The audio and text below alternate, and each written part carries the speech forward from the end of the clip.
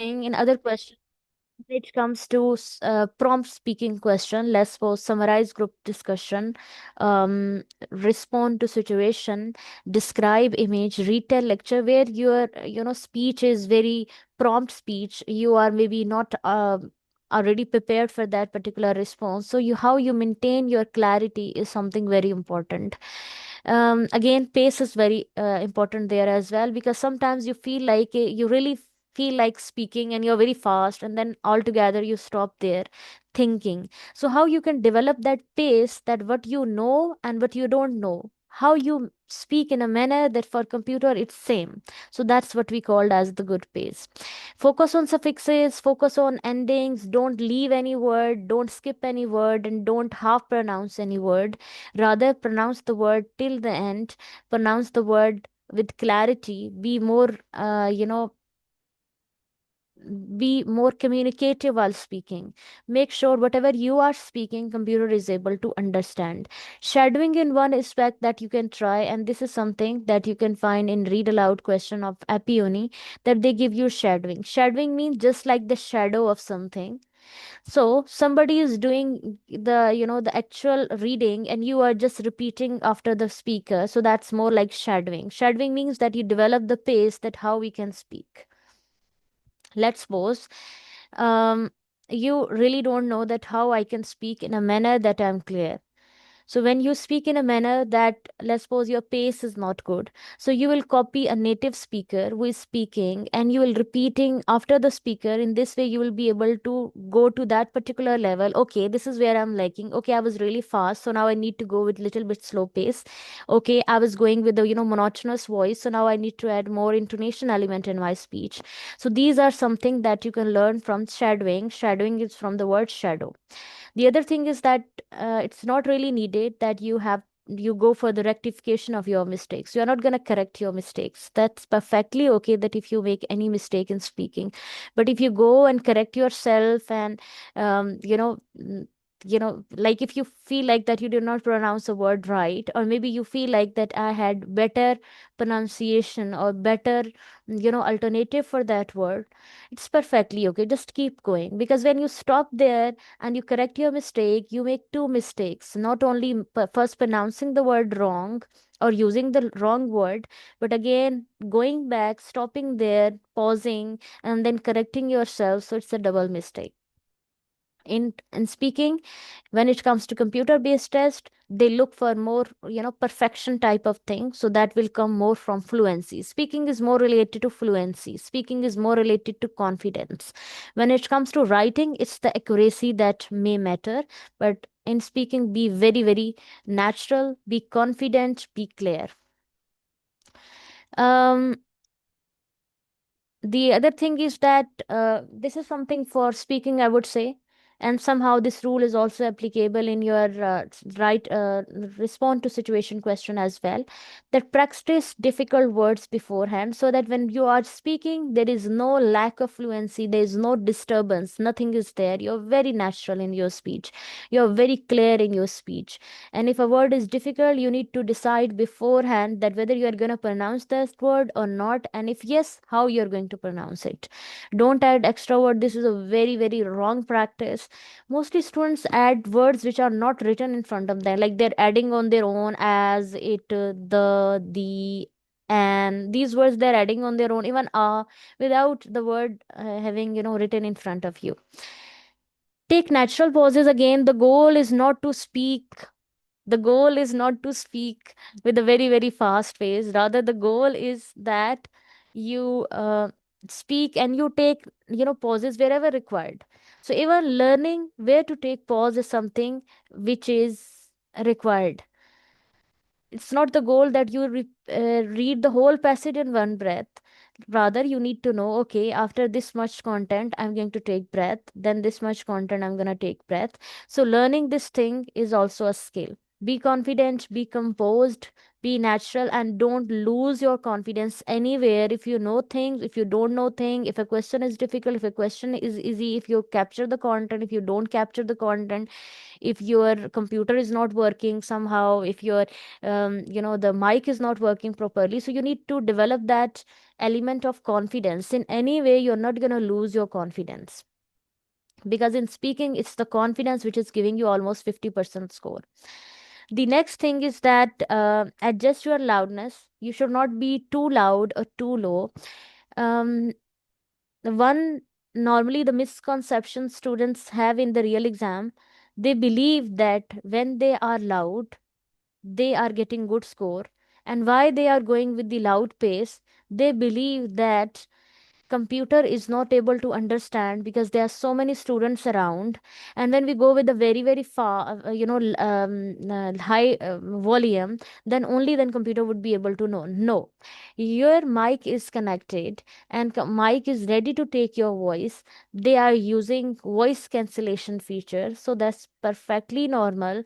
If you hear some voices, they are not going to capture those voices unless or until a student is sitting just next to you and he is shouting or she is shouting. That is something could be alarming, and for that purpose again you're not going to go with high volume. You are going to raise your hand and you're going to ask invigilator, and you are going to raise this problem that I'm facing problem, and you can ask this student maybe to lower his volume. So go with the normal volume. What is the normal volume? Like whenever you speak, and if somebody is sitting next to you is able to understand you with clarity, with no as such difficulty, is something a natural or good loudness that you may need. So this is a natural loudness where you don't struggle to speak. You should not be whispering voice like too low that computer or anybody sitting next to you is facing problem to understand you. One more thing to be noted, that when it comes to computer based test, is just your voice. Because when you're talking to someone, it's your non-verbal communication that's important too. Let's suppose you show your hand gestures, your eyes, blinking of your eyes. They're able to see the the lip movement. There's so many things that they are able to see, the facial expressions they're able to see to understand you. Somewhere they don't understand one or two words, so then they look at your expression or say, okay, this is something like this. But when it comes to computer based tests, especially when camera is not there, so it's more like only your voice is gonna decide your overall score in speaking. So be very clear about this aspect as well. Keep uniform speech. Uniform speech is the one speech where there is a good pace. Now, why this is a problem in real exam? Because students are fast. Wherever they are good, they are fast, and then they slow down their thinking. They're gathering information, they're collecting information, then they speak. So although it's fine for you, but it's not fine for computer, because first computer is trained, okay, this is the pace the student would be using. Okay, then you slow down altogether. Now computer is confused, okay, what happened to the student? Then again you are very fast, and then you again slow down. So whatever the pace you are going to use, keep the same pace throughout. This is something you need to keep in mind. Same pace ka matlab hai whatever is you can maintain from the start till the end. If you know the content, if you don't know the content, it should not be obvious for the computer where you are thinking too much. So maybe you need to slow down the content where you know much, to be more, in rhythmic manner to the content which you don't know. Okay. Pitch and intonation is something, and for this purpose, I'll send you a link and ask you to record yourself. Intonation, if I send you an easy word, normally pitch and intonation is not a problem, but there are certain students who are facing. So I'm not going to discuss this thing here. Rather, who will be facing this problem, we'll discuss this problem separately. But intonation, if I send you, intonation means that they are able to get some interest from your voice. Intonation means upper and lower intonation, not like monotonous voice, like same. Sometimes you feel like boring voice. Intonation in a voice means upper and lower intonation, which means that in the voice it's showing interest, in the voice it's showing more you know confidence. It's showing that the other person is really interested to talk about the subject matter. So that is something intonation, and you all must have it. And that's why I say that don't go for Pearson PT test when you are very tired. Take a good sleep. Take some, be hydrated as well, and keep yourself hydrated before going for exam, and make sure that you are confident, make sure no negative thoughts, make sure you are, ready and willing and prepared for the exam. Only then go for the exam. The next thing is, mic position. I'll guide you about this thing as well. There are normally three positions where we keep our mic: chin, lips, and nose, and the distance is 2 to 3 fingers away. So this is not, this is something where you have to adjust yourself. So these are three possibilities that you have: chin, lips, and nose. Now you have to see accordingly that which particular position you are going to keep for yourself. The next thing which is important here is something I have discussed before: intonation, willingness.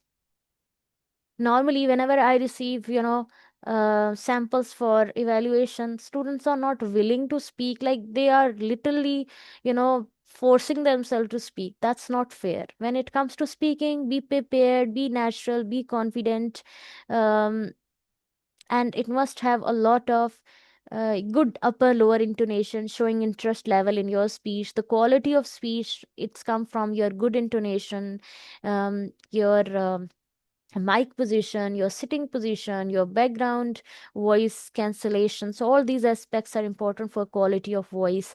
And Nazia, this is something I highlighted from your response. It was very good, but I believe something was disturbing while you were speaking. Maybe it was your mic or something background. So I asked you that this is the reason you're not getting score. Intonation we have already discussed. And break the sentences into different chunks. This rule is, very much related to the other aspect we discussed, that the goal is not to speak everything in one breath. So you can break even the sentence is very long, you can break the sentence into two parts. And you can speak in a manner that your voice is more clear, you are able to take breath so that you get more, clarity in your second part of the sentence as well. That's all for read aloud. And now we'll go for practice. So I